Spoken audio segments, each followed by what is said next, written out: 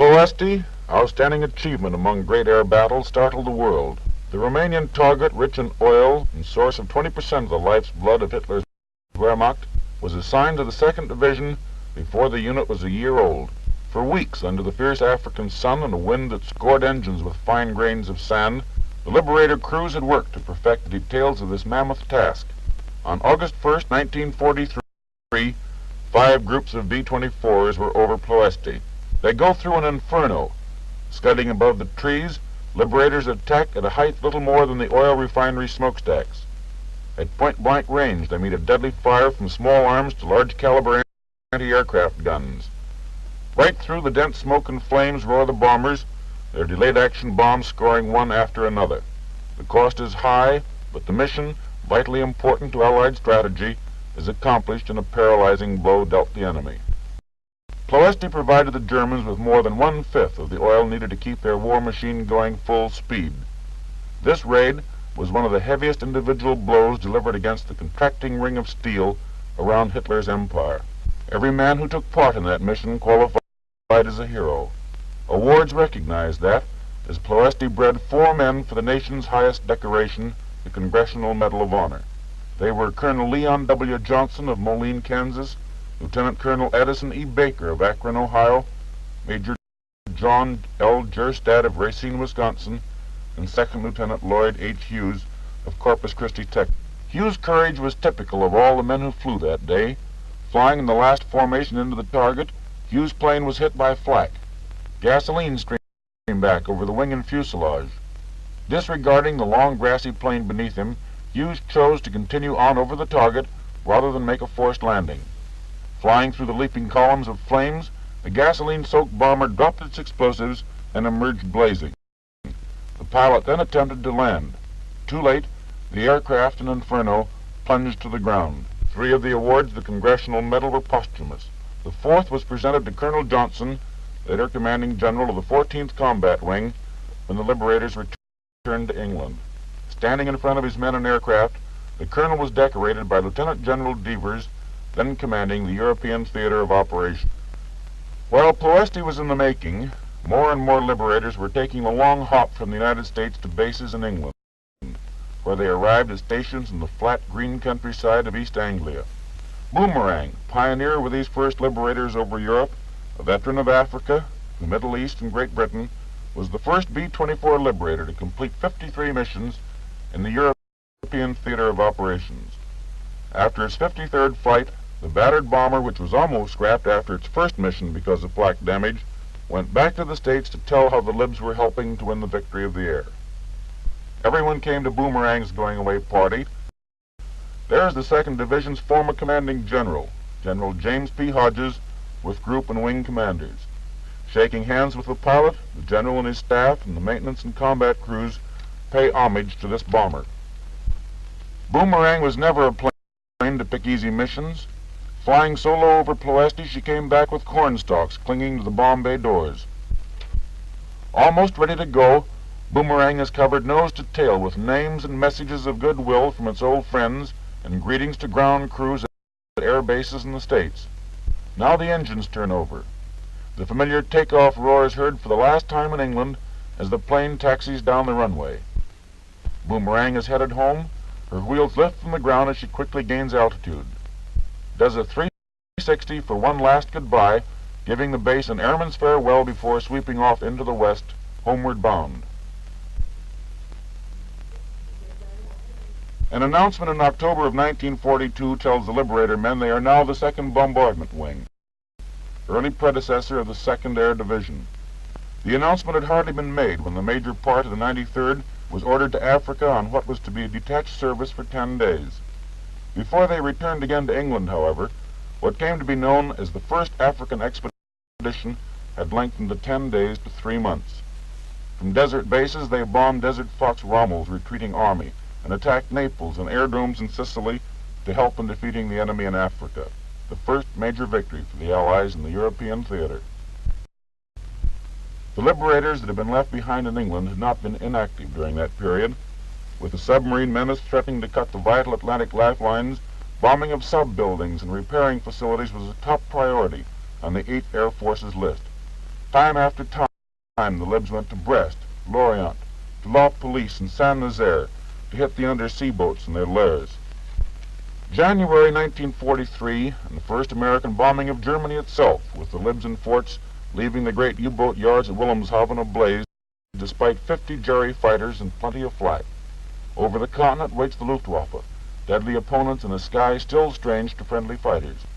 The crack units of the German Air Force, including the Abbeville Kids, JG-26, that expert group of Jerry fighter pilots are always up and ready to intercept the bombers, daring to fly unescorted over Nazi-held Europe. With replacements of aircraft and crews coming in a thin trickle, losses to the then few liberators were a devastating blow. Only the courage and determination of the combat crews and the hard work and long hours of the ground personnel kept the tiny force going until the acceptance of daylight precision bombing at the Casablanca Conference started replacements coming in an ever-increasing stream. Vegasoc, Antwerp, Brest, and other continental ports feel the weight of Allied bombs as the liberators and fortresses bore through the enemy defense. Spring of 1943, and Kiel's shipbuilding yards were the target. In the 6-hour flight, the 44th Group took part with the Flying Forts in one of the biggest and most vicious battles in the history of the 8th Air Force. Carrying the first incendiaries to be hauled in a bombing attack by this Air Force, the Libs were forced to continue their bombing run past the dropping point for the forts because of the nature of their load. During this extended bomb run, 120 enemy fighters, both single and twin engine, stabbed at the Libs from every quarter. The Liberator crews were aware of the great importance of these sub-producing yards, and despite one after another of their numbers exploding or slipping away, fought their way through and showered their 100 and 500-pound clusters of incendiaries over the area. When the final count had been made, 6 of the small force of liberators were gone, but in return the enemy had lost 23 fighters confirmed and 13 more probables, while 5 miles below smoke and flame testified to the havoc wreaked on the ground. For their part in that great battle, the 44th was awarded the Blue Badge to the War Department Distinguished Unit Citation. They later received a cluster when they, with the 93rd and 389th, were honored for Ploesti. While the main force of liberators were in Africa, the 2nd Bombardment Wing was joined by another group, the 392nd. Shortly thereafter, the wing became the 2nd Bombardment Division, and group after group came overseas.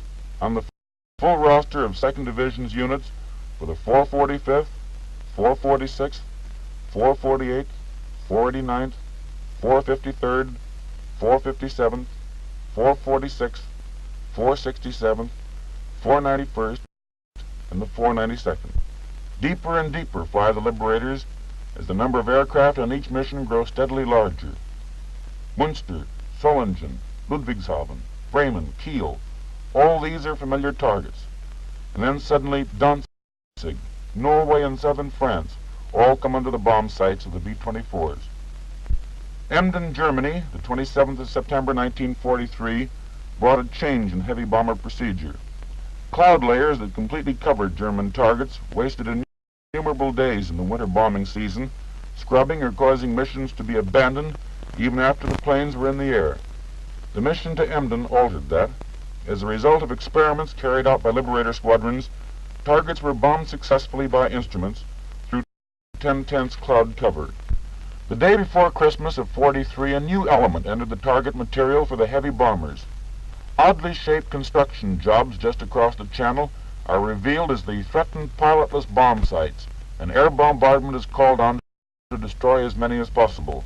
The Liberators made more than 50 missions to the Pas-de-Calais, and the heavy bombers were credited with effectively delaying the launching of the first buzz bomb and drastically reducing the number finally hurled against England.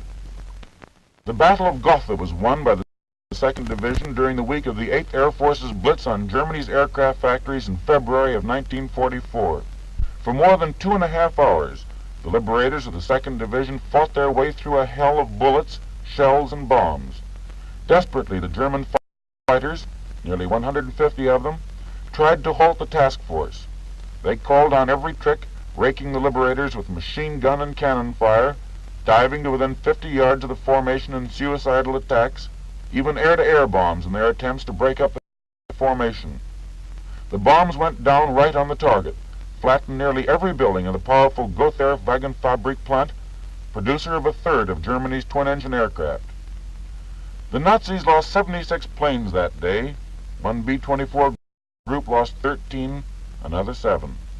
Losses were high, but Gotha, monument to the courage, persistence, and tenacity of the purpose of the 2nd Division's men, never recovered.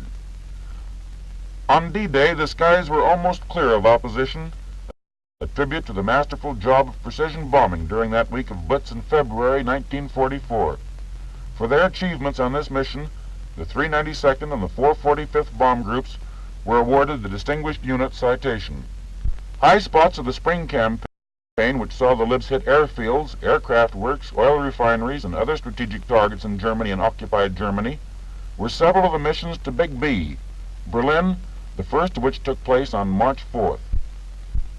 In May there came a decided change in the targets. With the German production severely curtailed as a result of Allied bombing, the Libs, along with the 8th Air Force fortresses, switched to strikes on tactical targets, gun positions on the French coast, railway yards and junctions, bridges and airfields were hit to hamper the German defenses in the coming invasion of Europe. D-Day, Day of Achievement, that day for which the freedom-loving people of the world had waited for so long. 4 times on June 6th, the 2nd Division Liberators take to the air to fly over the bridge of boats put across the channel for the invading forces. The first time they pound beach defenses, a few hundred yards ahead of the invaders, hitting the beaches and assault boats. The rest of the day they devote to blasting communications behind the beachheads, railroads, bridges, and road junctions. The Luftwaffe put up practically no opposition that day, a tribute to the bombing by the 8th Air Force Libs and forts of Germany's aircraft industry and Air Force installations. After D-Day, losses began to decrease. The Luftwaffe showed up less and less often for combat.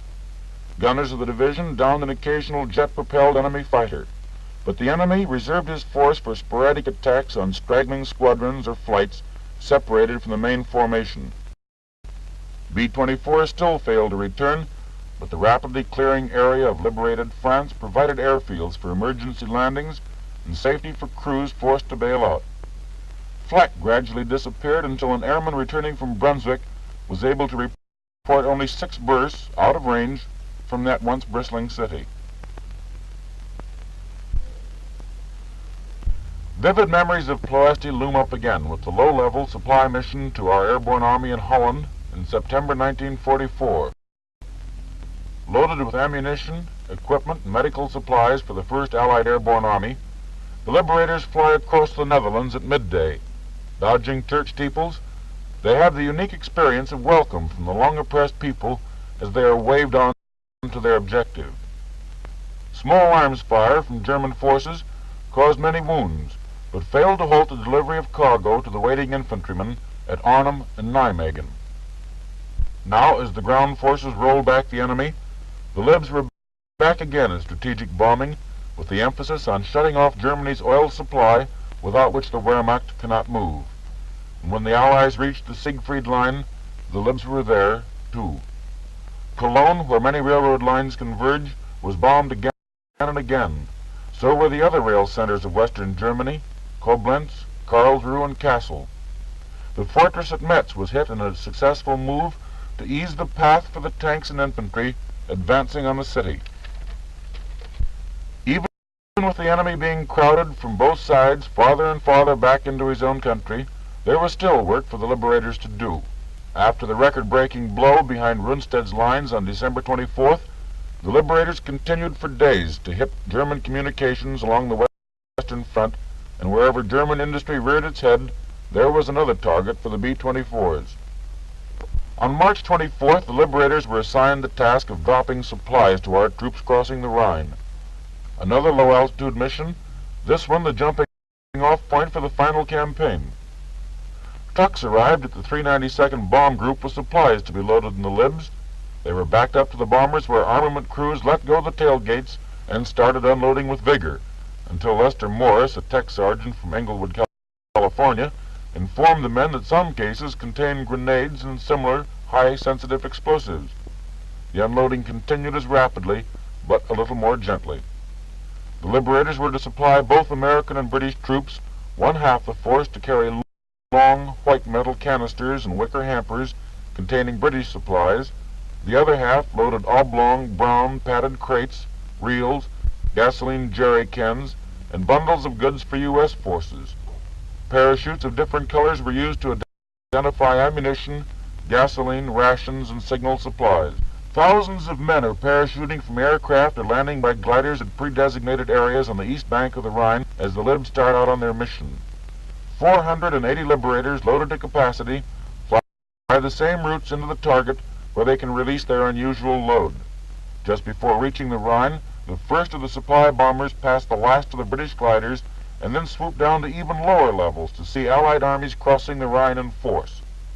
This operation was coordinated directly with the advance across the Rhine by Field Marshal Montgomery's 21st Army Group and the Allied 1st Airborne Army. The fields east of the Rhine are studded with gliders as the bombers of the 2nd Division roar over the dropping area to release nearly 500 tons of all-important supplies and equipment, dropping and parachuting more than 4,400 canisters and bundles. Intense enemy flak meets the bombers at several points. Flying in as low as 100 feet, they go through a hail of fire from 20mm anti-aircraft cannon, machine gun, and small arms, but the drop is made to the men waiting below. Then swinging back with supplies still being dropped, a Lib waist gunner later said, "The battlefield was an inferno of burning objects, while fierce gunfire and battles raged between our airborne troops and the Germans. What we experienced was much worse than any heavy flak, but we dropped all our supplies for our ground troops, and as we pulled away we could see our boys picking up the cartons. It made us feel pretty good to help give such close support to the boys fighting down there." Crossing the Rhine again at the bombed-out city of Wiesel, more planes and gliders were still winging their way east in a seemingly never-ending flow. And now the heavy bombers are soon to be stood down. On the first mission in 1942, 20 liberators reached their target and dropped 50 tons of bombs. Early in 1945, more than 75,000 liberators had been dispatched by the 2nd Division, dropped 160,000 tons of bombs on enemy-held territory. Nearly 1,000 liberators were missing in action from the close to 400 missions they had flown, and with them about 10,000 men. 1,050 enemy fighters had been knocked from the sky by the 50 caliber guns of the big bombers, and another 256 were probably destroyed. The damage to the enemy that had been done on the ground cannot be reckoned, but would probably be counted in billions of dollars and man-hours. For the heroism and gallantry they have displayed, the Liberator Airmen have been awarded many medals and decorations: 5 Congressional Medals of Honor, 41 Distinguished Service Crosses, 156 Silver Stars, as well as countless Distinguished Flying Crosses and Air Medals for aerial achievement. 3 groups have been awarded the War Department's Distinguished Unit Citation, one of them, the 44th, having received it twice. The Liberators' battle against the enemy has taken them from Africa to Norway, from the coast of France to the farthest border of Germany. The enemy capital at Berlin was bombed. The industries of Paris were also bombed when the enemy was there. Then, when the Germans were gone, the Liberators flew food to starving cities, liberators in spirit as well as in name. On the 22nd of May 1945, as many men of the 2nd Air Division were already leaving the ETO to join in the Battle of the Far East, General Kepner, then commanding general of the 8th Air Force in Europe, presented the Lord Mayor of Norwich a memorial fund donated by the members of the 2nd Division in honor of their comrades lost in the air battle of Europe. My Lord Mayor, on behalf of the officers and men of the 2nd Air Division, it gives me great pleasure to present to you this document establishing a trust fund of £20,000 for the construction of our memorial in the city of Norwich. This memorial, in the form of the entrance hall to your new public library,